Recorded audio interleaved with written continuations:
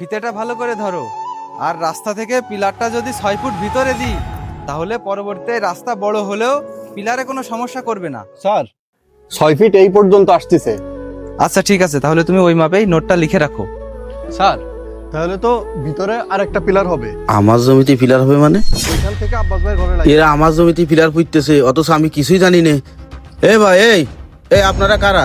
আর এ জায়গায় কি মাপামাপি করতেছেন আর কি পিলার পুঁততেছেন? আমরা ভাই বিদ্যুৎ অফিস থেকে আসছি।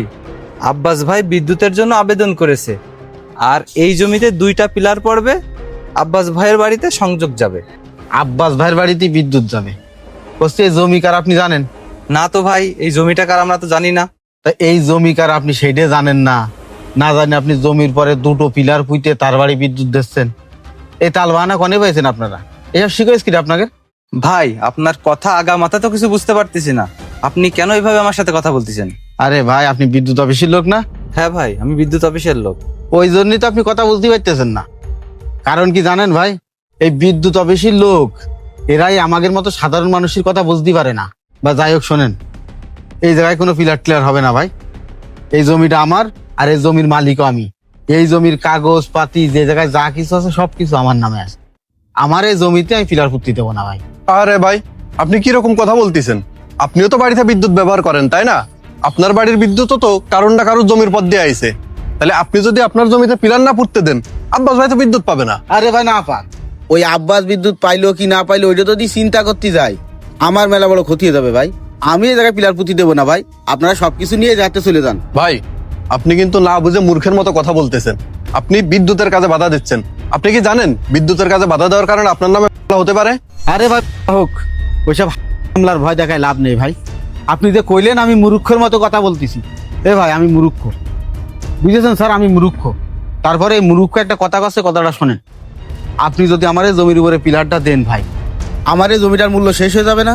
এই জায়গায় একটা পিলার দেবেন, জমির মাঝখানে একটা পিলার দেবেন, এই পাশে তাজ যাবে, এই বাগানের গাছ সব কাটা পড়বে। বছরে 4-5 বার আসবেন এই লাইন ক্লিয়ার করতে, এই গাছের ডাল কাটতে, গাছ পরিষ্কার করতে। তখন ক্ষতিটা কার হবে? আমারই হবে। যাই নিয়ে শুনে আমি আমার ক্ষতি করতে দিতে পারি না। আপনারা এই জায়গাতে চলে যান। ভাই আপনি যে হিসাব করতেছেন, এই হিসাব করলে কেউ আর বিদ্যুৎ ব্যবহার করতে পারতো না। একটু বোঝার চেষ্টা করেন, একটু তো ছাড় দেওয়া লাগে, নাহলে আমরা এই বিদ্যুৎটা কিভাবে সরবরাহ করব? আপনারা রাস্তার পাশ দিয়ে না নিয়ে আমার এই জমির উপর দিয়ে নিচ্ছেন। আপনাদের এই ম্যাপ করে কারা? এই ইঞ্জিনিয়ার কারা ভাই?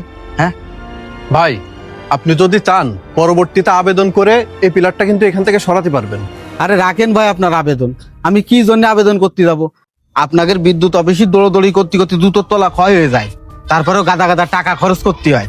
ভাই শোনেন, আমি পিলারও পুঁতি দেবো না, আর এই পিলার সরানোর জন্য আবেদনও করতে পারবো না। ভালো ভালোই করছে, আমার এই জমিতে কোনো পিলার আমি পুঁতি দেবো না। আপনি উচ্চজিত হয়েন না। আপনি যেহেতু আপনার জমিতে পিলার পুঁততে দেবেন না, আমরা আপনার জমিতে পিলার পুঁতবো না। স্যার চলেন, চলো। আমার বাড়ি বিদ্যুৎ লাইন আনার জন্য কত টাকা খরচ করেছি তুই জানিস? অফিসে যাতে যাতে আমার 5 জুতো ক্ষয় হয়ে গেছে, হাজার হাজার টাকা নষ্ট হয়েছে। ভাই চুপ কর, মেলা কথাই কইছিস। আমি তোর কোনো ক্ষতি করিনি। আমার জমির উপরে পিলার পড়লে আমার ক্ষতি হচ্ছিল, এই জন্য আমি পিলার পুঁতি দিইনি। তোর ক্ষতি হচ্ছিল মানে? তোর কি ক্ষতি হচ্ছিল?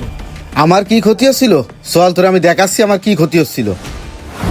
আরে তুই কোনে নিয়ে যাচ্ছিস আমারে? দাঁড়া, এই দেখ, এই পিলারটা দেখেছিস? আরে দেখিছি, তা কি হয়েছে ক?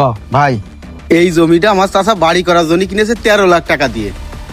এখন বাড়ি করতে পারতেছে না। ওই যে ওই দেখ আমার মাঝে চাচার বাড়ি। এই রাস্তার পাশে জায়গাটা কিনিল কিন্তু বাড়ি করার জন্য। তুই তো নিজের চোখেই দেখতেছিস বিদ্যুতের পিলারটা কোন জায়গায়। আমার চাচা বাড়ি করার জন্য জায়গাটা কিনেছে 13 লাখ টাকা দিয়ে। এখন সে বাড়ি করতে পারতেছে না, তার জমির মাঝখান দিয়ে গেছে। এখন চালু জমিটা বিক্রি করতে পারতেছে না। এই একটা মাত্র পিলারের কারণে জমির দাম কত হচ্ছে জানিস? 8 লাখ টাকা। 5 লাখ টাকা হাওয়া হয়ে গেছে শুধুমাত্র বিদ্যুতের পিলারের কারণে। তাহলে তুই আমারে ক ভাই, আমার এই জমিতে আমি কি করে পিলার পুঁতি দেব? একটা জমিতে যদি এরকম বিদ্যুতের পিলার পড়ে, তাহলে ওই জমি কি কোনো মূল্য থাকে? না যায় ঘর করা, না যায় কোনো কাজে লাগানো, না যায় বিক্রি করা।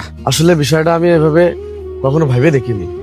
কোনো জমিতে যদি এভাবে পিলার থাকে আর ওই জমির উপর দিয়ে যদি তার যায়, আসলেই ওই জমির কোনো মূল্য থাকে না রে ভাই। আমি কালকেই বিদ্যুৎ অফিসে যাব, যে ভাইদেরকে বলবো ম্যাপ পরিবর্তন করে রাস্তার সাইড দিয়ে পিলার দিয়ে আমার জন্য বিদ্যুৎ দেয়। তো যাই হোক ভাই, তুই যে তোর ভুলটা বুঝতে পারিস, এইটাই মেলা। তুই যে বিদ্যুৎ অফিসে কথা ক, ওগেরে কবি কি কারো জমির উপর দিয়ে বিদ্যুতের পিলার দিয়ে আমার বাড়ি আমি বিদ্যুৎ নেব না। রাস্তার পাশ দিয়ে যদি পারে তোর বাড়ি যেন বিদ্যুৎ দিয়ে দেয়। এই উদাহরণ দেওয়ার জন্য আমি তোর এই জায়গায় নিয়ে আইছি। জমিতে পিলার পুঁতা মানে আমাকে জন্য মেলা বড় ক্ষতি। এই জনগণের দুঃখ বিদ্যুৎ অফিসের লোক বুঝবে না, ওই বিদ্যুৎ আলারা জীবনেও বুঝবে না। চল বাড়ির দিকে যাই। এই কষ্টের কথাগুলো তারাই বুঝবে যারা এই সমস্যায় পড়েছে। বাস্তব সত্য হলো আমাদের অনেকের জমিতে এমন পিলার থাকার কারণে আমরা সেই জমিটা কাজেই লাগাতে পারি না।